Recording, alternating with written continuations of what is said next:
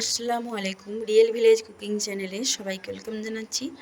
আজকে আমি দুটো পাকা আম দিয়ে মিষ্টি পোলাও বানিয়ে দেখাবো। পাকা আমের মিষ্টি পোলাও দুটো পাকা আম দিয়ে আমি বানিয়ে দেখাবো। আম যেন মিষ্টি থাকে এবং কালারটাও খুব ভালো থাকে সেই রকমের আম নিতে হবে। এগুলো আমাদের গাছের থেকে পাড়া পাকা আম। আমের কালারটা দেখুন কতটা সুন্দর। আর এইভাবে আমি পাল্পটা বার করে নেব, মাছ বরাবর এইভাবে কেটে পাল্পটা বার করে নিতে হবে। এইভাবে করে আমি আজকে পাকা আম দিয়ে এই পোলাওয়ের রেসিপি বানিয়ে দেখাচ্ছি। আর আমার চ্যানেলে অনেক রকমের আমের রেসিপি দেওয়া আছে, আপনারা দেখতে পারেন এবং বাড়িতে ট্রাই করতে পারেন। খুবই সহজভাবে প্রতিটা রেসিপি দেখানো হয়েছে। স্কিপ না করে পুরো ভিডিওটা দেখতে থাকুন, খুবই ভালো লাগবে। এইভাবে করে আমি আমের পাল্প বার করে নিয়েছি, এই দেখুন। এবার এই পাল্পটা আমি মিক্সির মধ্যে আমি এটাকে পেস্ট বানিয়ে নেব। মিক্সিং জারে নিয়ে নিলাম। এবার এটাকে আমি মিহি করে নেব। এই দেখুন ঠিক এই রকম হবে। আপনারা ছেঁকে নেবেন। এই দেখুন কোনো দানা ভাব নেই। এবার এখানে আমি একটা কড়াই চাপিয়ে দিলাম। কড়াইয়ের মধ্যে আমি পাল্পটা নিয়ে নিয়েছি আর দিয়ে দিচ্ছি 1 বাটি পরিমাণে জল। 1 বাটি পরিমাণে জল দিয়ে দিলাম। একটু নাড়াচাড়া করে নিচ্ছি।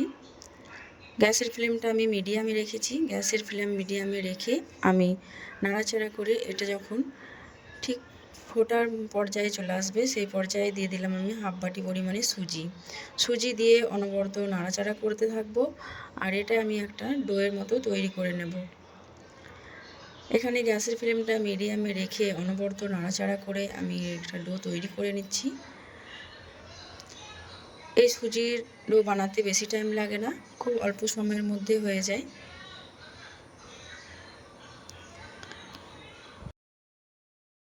পাকা আমের এই মিষ্টি পোলাওগুলো খেতে এত ভালো লাগে, বাচ্চারা তো খুবই পছন্দ করে, এত টেস্টি হয়। দেখুন এই পর্যায়ে যখন চলে আসবে, কড়াই থেকে ছেড়ে আসবে, ঠিক সেই সময় গ্যাসের ফ্লেমটাকে বন্ধ করে দিতে হবে। একটু গ্যাসের ফ্লেম বন্ধ করে আমি ঠান্ডা করে নেব। আর এদিকে আমি চিনির শিরা বানিয়ে নিচ্ছি। দিয়ে দিলাম 1/2 বাটি পরিমাণে চিনি আর 1 বাটি পরিমাণে জল দিয়ে দিচ্ছি। আর এর মধ্যে দিয়ে দেবো আমি 2টো এলাচ ফাটিয়ে দিয়ে দিচ্ছি।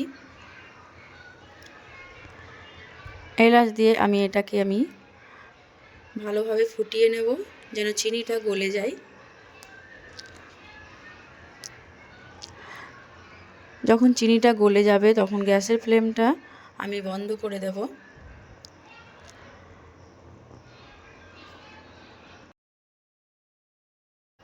মিষ্টি মিষ্টি এই পোলাও রেসিপি, আপনারা তো অনেক রকমের পোলাও খেয়েছেন, কিন্তু এই পাকা আম দিয়ে যে পোলাওয়ের টেস্টটাই আলাদা আর খেতে এতটাই সুস্বাদু হয়। ঠিক এই পর্যায়ে আমি গ্যাসের ফ্লেমটাকে বন্ধ করে দিচ্ছি। এতটাই সুস্বাদু হয় যে আপনারা বিশ্বাস করতে পারবেন না। আমি যে ডোটা বানিয়ে রেখেছি একটা থালার মধ্যে নিয়ে নিচ্ছি। আপনারা যদি পরিমাণে বেশি বানিয়ে থাকেন সেক্ষেত্রে সব কিছুর পরিমাণকে বাড়িয়ে নেবেন। পুরোটাই নিয়ে আমি একটু মথে নেব। হাতের মধ্যে ঘি বা তেল লাগিয়ে ভালো করে মথে নিতে হবে। এতে করে আপনি যখন ভালোভাবে মথবেন এটা কিন্তু খুব ভালোভাবে মসৃণ টাইপের হবে। কুসুম গরম থাকা অবস্থায় আমি এটাকে এভাবে মথে নিচ্ছি। আর হাতের মধ্যে সামান্য আমি ঘি লাগিয়ে নিয়েছি। এইভাবে করে ভালোভাবে মথে নিতে হবে। আর চ্যাটচ্যাটে ভাবটা থাকবে না, ঠিক এই রকম করে। এবার এখান থেকে আমি কিছুটা পরিমাণ নিয়ে নিলাম। কিছুটা পরিমাণ নিয়ে এটা পোলাওয়ের জন্য রেডি করে নেব। তার জন্য আমি এখানে নিয়ে নিয়েছি ভেজিটেবল অয়েল আর এরকম একটা গ্রেটার নিয়ে নিয়েছি। আর কিছুটা অংশ নিয়ে এইভাবে গ্রেটারের সাহায্যে আমি পোলাওগুলো বানিয়ে নেব। তেলটা ভালোভাবে গরম হতে হবে। এবার আমি গ্যাসের ফ্লেমটা মিডিয়ামে রেখেছি। গ্যাসের ফ্লেম মিডিয়ামে রেখে আমি এইভাবে গ্রেটারের সাহায্যে পোলাওগুলোকে বানিয়ে নেব। এই দেখুন তেলের মধ্যে পড়ছে। এইভাবে করে কিন্তু বানিয়ে নিতে পারবেন, খুবই সহজ।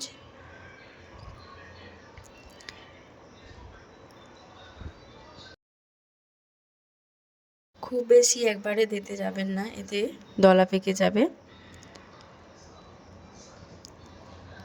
কিছুটা পরিমাণ এভাবে করে আমি তেলের উপরে দিয়ে দিচ্ছি।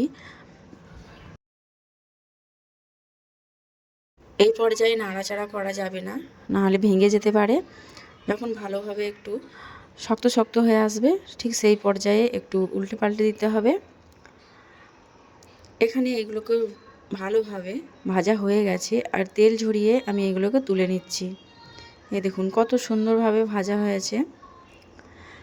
আমি সব কটা তুলে নেব, আর বাকি যে কটা আছে সব কটা ঠিক একইভাবে আমি ভেজে নেব। এবার আমি এখানে যে চিনির শিরাটা করে রেখেছি এটা কুসুম গরম থাকতে হবে, আর সব কটা যে ভেজে রেখেছি এই ভাজাগুলো আমি দিয়ে দিচ্ছি। ভাজাগুলো দিয়ে একটু নাড়াচাড়া করে মিশিয়ে নেব। নাড়াচাড়া করে মিশিয়ে নেওয়ার পর এটা আমি 5 মিনিটের মতো একটু ছেড়ে দেব। এইভাবে ভালোভাবে মিশিয়ে 5 মিনিট পর দেখবেন এটা ভালোভাবে সফট করে গেছে আর সব কটাই নরম হয়ে গেছে। এই দেখুন কত সুন্দর হয়ে গেছে, পুরো চিনির রসটা টেনে নিয়েছে আর প্রতিটা খুবই নরম হয়েছে। আমি একটা প্লেটের মধ্যে নিয়ে নিচ্ছি। সব কটা একটা প্লেটের মধ্যে তুলে নেব। আর এইভাবে কিন্তু আপনারা বাড়িতে মিষ্টি পোলাও বানিয়ে নিতে পারবেন। পাকা আম দিয়ে, আমের সিজন চলে যাওয়ার আগেই আপনারা বাড়িতে বানিয়ে নিন এই পাকা আমের পোলাও রেসিপি। বাচ্চা থেকে বড় সকলে খুবই পছন্দ করবে, এতটাই টেস্টি হয় যে বিশ্বাস করতে পারবেন না। সব কটা যখন তুলে নিয়েছি এর মধ্যে আপনারা যে কোনো ড্রাই ফ্রুট অ্যাড করতে পারেন, যাতে দেখতেও ভালো লাগবে আর খেতেও সুন্দর লাগবে। এই দেখুন, দেখেই বুঝতে পারছেন কতটা সুন্দর হয়েছে এই, আর কতটা নরম দেখুন। এই দেখুন কত নরম, মুখে দিলেই মিলে যাবে, এতটাই টেস্টি হয়। আর আমি এর ওপর থেকে কিছুটা পরিমাণ কাজু সাজিয়ে দেব, দেখতে ভালো লাগবে।